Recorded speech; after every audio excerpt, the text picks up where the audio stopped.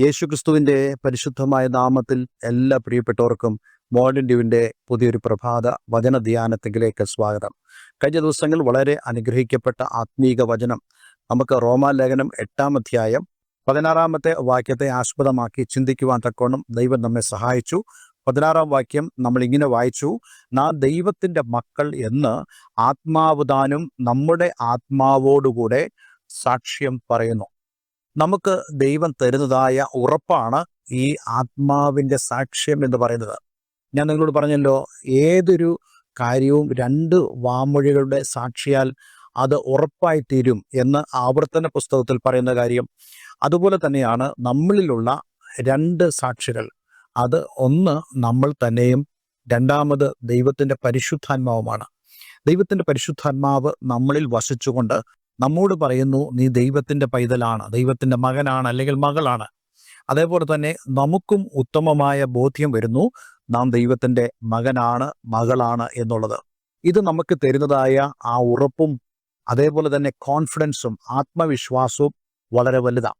ചില ആളുകളിൽ ഇങ്ങനെയുള്ള ഒരു ബോധം നഷ്ടപ്പെട്ടു പോയ ആളുകളുണ്ട്. ഞാൻ അങ്ങനെയുള്ളവരെ കണ്ടിട്ടുമുണ്ട്.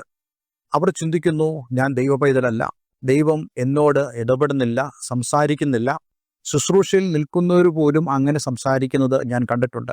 അതിനർത്ഥം അവർക്ക് ശരിയായിട്ടുള്ള ആ ബന്ധത്തിലേക്ക് കടന്നു വരാൻ കഴിഞ്ഞില്ല എന്നുള്ളതാണ്. എന്ന് മാത്രമല്ല, നമ്മൾ ഒരിക്കൽ രക്ഷിക്കപ്പെട്ടതുകൊണ്ട് മാത്രം കാര്യമില്ല. ദൈവത്തിൻ്റെ വചനം അനുസരിച്ച് നമ്മൾ ഓരോ ദിവസവും ആ രക്ഷയുടെ അനുഭവം പുതുക്കിക്കൊണ്ടിരിക്കണം. ഓരോ ദിവസവും ദൈവത്തോടുള്ള നമ്മുടെ ബന്ധം ഏറ്റവും സ്ട്രോങ് ആയിട്ട് മാറിയെങ്കിൽ മാത്രമേ നമുക്ക് അപ്രകാരമുള്ള ഒരു പ്രാഗൽഭ്യത്തിലേക്ക് കടന്നു വരാൻ കഴിയത്തുള്ളൂ. പല ആളുകൾക്കും എന്തുകൊണ്ടാണ് പ്രാർത്ഥിക്കാൻ കഴിയാത്തത്? പല ആളുകൾക്കും എന്തുകൊണ്ടാണ് വിശുദ്ധ വേദപുസ്തകം വായിക്കാൻ കഴിയാത്തത്? ഇതിനെല്ലാം പ്രധാനപ്പെട്ട കാരണം അവരിൽ ആ പുത്രത്വത്തിൻ്റെ ആത്മാവ് ഇല്ലാതെ വരുമ്പോഴാണ്, അല്ലെങ്കിൽ ദൈവവുമായിട്ടുള്ള ആ ബന്ധത്തിൽ നിന്നും അവർ മാറിപ്പോകുമ്പോഴാണ്. ദൈവത്തോട് നിങ്ങൾക്ക് നല്ലൊരു ബന്ധമുണ്ടെങ്കിൽ തീർച്ചയായിട്ടും നിങ്ങൾക്ക് തന്നെ ഒരു ബോധ്യമുണ്ടാകും, ഞാൻ ദൈവത്തിൻ്റെ മകനാണ് അല്ലെങ്കിൽ മകളാണ് എന്നുള്ളത്. അതുപോലെ തന്നെ നമ്മളിൽ വസിക്കുന്നതായ ആത്മാവ്, കർത്താവ് യേശുക്രിസ്തുവിൽ വിശ്വസിക്കുന്ന ഏത് വ്യക്തിയുടെ ഉള്ളിൽ ദൈവത്തിൻ്റെ ആത്മാവ് വരുമെന്നും ആ ആത്മാവ് നമ്മുടെ ആത്മാവോട് സാക്ഷ്യം പറയുന്നു, you are the child of God, നീ ദൈവത്തിൻ്റെ മകനാണ് എന്നുള്ളത്. അങ്ങനെ നാം ദൈവത്തിൻ്റെ മക്കളായി തീരുമ്പോൾ നമുക്ക് ലഭിക്കുന്നതായ വലിയൊരു ഭാഗ്യം, അനുഗ്രഹം എന്ന് പറയുന്നത് 17-ാം വാക്യത്തിൽ പറയുന്ന കാര്യമാണ്. അവിടെ നാം ഇങ്ങനെ വായിക്കുന്നു: നാം മക്കളെങ്കിലോ അവകാശികളും ആകുന്നു. മക്കളെങ്കിലോ അവകാശികൾ. മക്കൾ എന്ന് പറയുന്നത് കേവലം ഒരു പറച്ചിൽ മാത്രമല്ല, മറിച്ച് മക്കൾ എന്നുള്ളത് ഒരു അനുഭവവും അതേപോലെ തന്നെ യാഥാർത്ഥ്യവുമാണെന്നുള്ള കാര്യം നമ്മൾ മറന്നു പോകരുത്.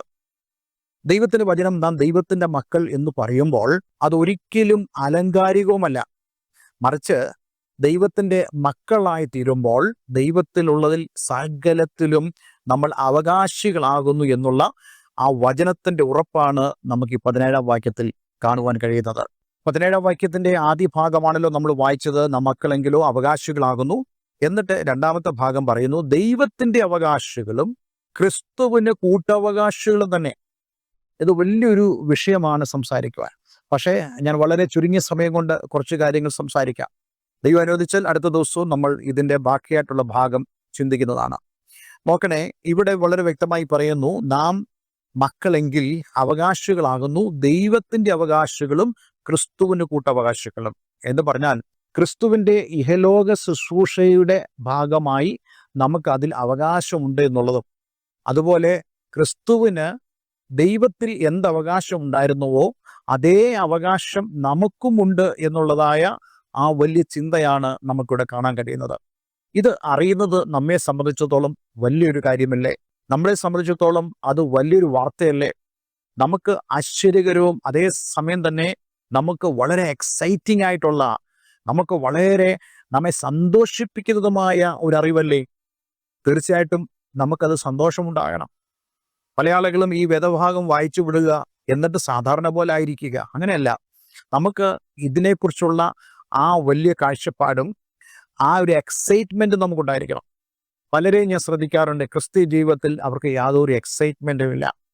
അവർക്ക് ഒരു സന്തോഷവും തോന്നുന്നില്ല. അവർ ഒരിക്കലും ഊഷ്മളമായ ഒരു ജീവിതത്തിലല്ല അവർ ആയിരിക്കുന്നത്. അവർ പലപ്പോഴും തങ്ങളുടെ ജീവിതത്തിൽ തങ്ങൾ നേരിടുന്ന പ്രശ്നങ്ങളെ ചുറ്റിപ്പറ്റി വളരെ ടെൻസ്ഡായിട്ട്, വളരെ പ്രഷർ അനുഭവിക്കുന്നവരായിട്ട് മാറാറുണ്ട്. പക്ഷേ ദൈവത്തിൻ്റെ വചനം നമ്മളോട് പറയുന്നത്, അല്ലെങ്കിൽ ദൈവവചനം നമ്മൾ വായിക്കുമ്പോൾ നമുക്ക് മനസ്സിലാക്കാൻ കഴിയുന്ന കാര്യം, ഈ ലോകത്തിൽ എന്തൊക്കെ പ്രശ്നമുണ്ടായാലും ഒരു ദൈവത്തിൻ്റെ പൈതലിന് തനിക്ക് ലഭിച്ചിരിക്കുന്നതായ ആ ആത്മീക നന്മകൾ ഓർക്കുമ്പോൾ അവന് സന്തോഷിക്കുവാൻ കഴിയും. പണ്ട് ഒരു കവി തൻ്റെ കവിതയിൽ ഒരു പക്ഷിയെക്കുറിച്ച് താൻ ഇപ്രകാരം ഭാവനയിൽ പറയുവാനിടയായി തീർന്നു.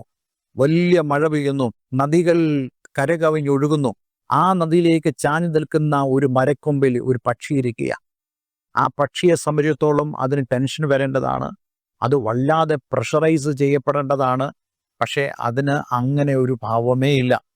മറിച്ച് ആ കവി പറയുകയാണ്, ആ കിളി പാട്ടുപാടിക്കൊണ്ടേയിരിക്കുന്നു, ആ കിളി സന്തോഷിക്കുന്നു, ഉറക്കെ അതിൻ്റെ സംഗീതം പൊഴിക്കുന്നു.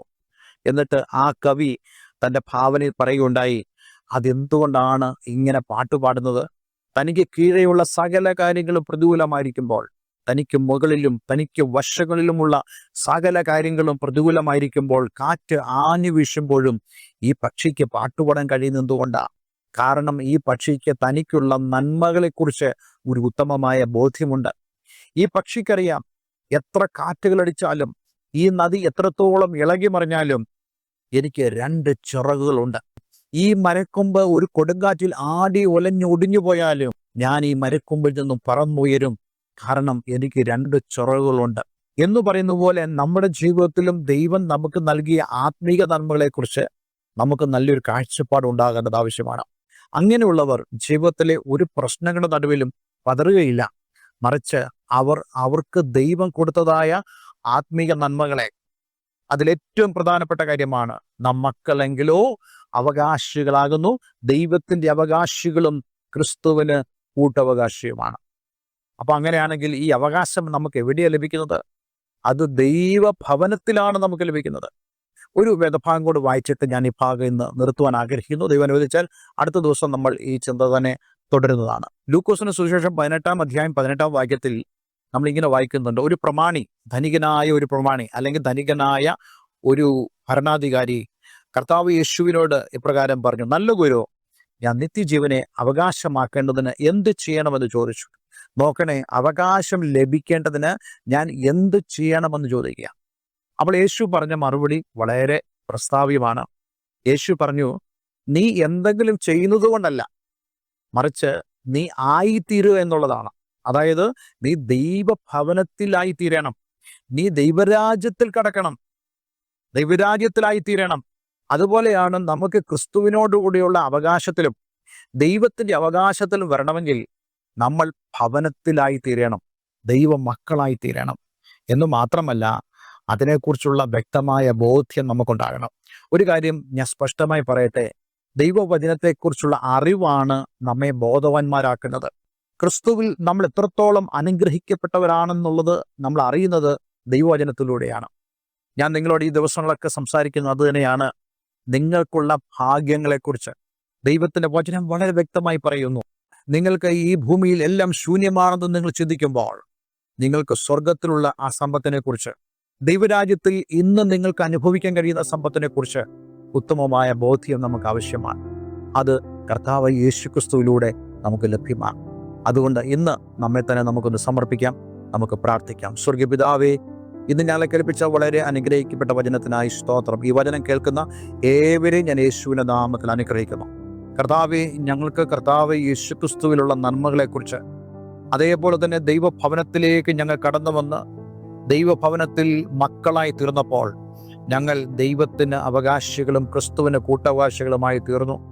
അത് നിമിത്തമുള്ള ആ ആത്മീക നന്മകളെക്കുറിച്ചുള്ള പൂർണ്ണ ബോധ്യം എന്നെ കേൾക്കുന്ന പ്രിയമുള്ളവരിൽ ഉളവാകുവാൻ തക്കോണം ഇടയാക്കി തീർക്കണമെന്ന് പ്രാർത്ഥിക്കുന്നു. പ്രാർത്ഥന കേട്ടതിനായി നന്ദി. യേശുക്രിസ്തുവിൻ നാമത്തിൽ തന്നെ. ആമേൻ, ആമേൻ. ഇന്നത്തെ വേദവചനം നിങ്ങളുടെ ജീവിതത്തിൽ വളരെ അനുഗ്രഹപ്രദമായി തീർന്നു ഞാൻ വിശ്വസിക്കുന്നു. ഈ സ്ക്രീനിൽ കണ്ട ഫോൺ നമ്പറിൽ ഞങ്ങളെ വിളിക്കുക. എല്ലാവരും ദൈവം അനുഗ്രഹിക്കട്ടെ. Have A nice day. God bless you all.